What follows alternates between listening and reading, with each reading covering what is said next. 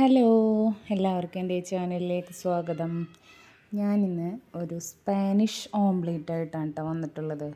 ഇത് കുറേ ദിവസമായി വീഡിയോ കണ്ടിട്ട്. അപ്പോൾ നമ്മുടെ വീട്ടിലുള്ള സാധനങ്ങൾ വെച്ചിട്ട് ഉണ്ടാക്കാൻ പറ്റിയതാണ് കേട്ടോ. അപ്പോൾ അതിന് വേണ്ടത് ഒരു സവാള വേണം, 2 മീഡിയം സൈസ് ഉരുളക്കിഴങ്ങ്.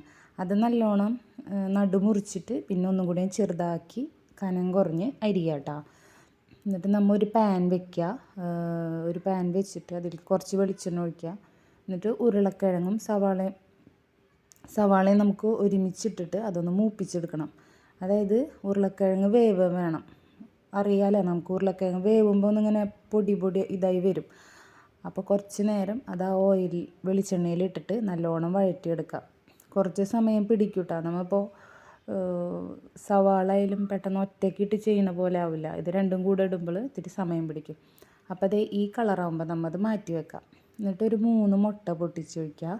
അതിലേക്ക് നമ്മൾ ഈ വഴറ്റിയ ഉരുളക്കിഴങ്ങും സവാളയും ഇടുക. കുറച്ച് കുരുമുളക് പൊടിയും ഉപ്പും, പച്ചമുളക് ചേർക്കേണ്ടവർക്ക് ചേർക്കാം.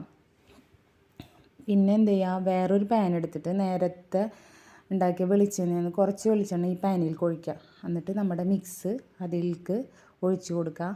പിന്നെ നമ്മൾ ഓംലേറ്റ് ഉണ്ടാക്കണ പോലെ എളുപ്പം ഇത് മറിച്ചിടാൻ പറ്റില്ല, ഉരുളക്കിഴങ്ങല്ലേ. അപ്പോൾ അത് കാരണം അപ്പോൾ നമ്മൾ എന്ത് ചെയ്യുക, വേറൊരു പാത്രം എടുത്തിട്ട് അതിലേക്ക് ജസ്റ്റ് ഒന്ന് മറിച്ചിട്ടിട്ട് ഇങ്ങനെ പിന്നെ ഒരു ഭാഗം അടുത്ത സൈഡും അങ്ങനെ മറിച്ചിട്ട് വേവിക്കാം.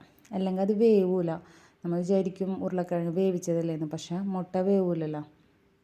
അപ്പോൾ വേറൊരു പാത്രത്തേക്ക് ഇട്ടിട്ട് മറിച്ചിട്ടിട്ട് വേണം പിന്നെ വേവിച്ചെടുക്കാൻ കേട്ടോ. അപ്പോൾ ഞങ്ങൾ കഴിച്ച് നോക്കി, നല്ല ടേസ്റ്റ് ഉണ്ട്. പിന്നെ വീട്ടിലുള്ള സാധനങ്ങളാണ്, നമ്മളെ വീട്ടിലുള്ള എപ്പോഴും ഉണ്ടാവുന്നതാണ്. അപ്പോൾ എല്ലാവരും ഒന്ന് ട്രൈ ചെയ്ത് നോക്കുക. ബായ്.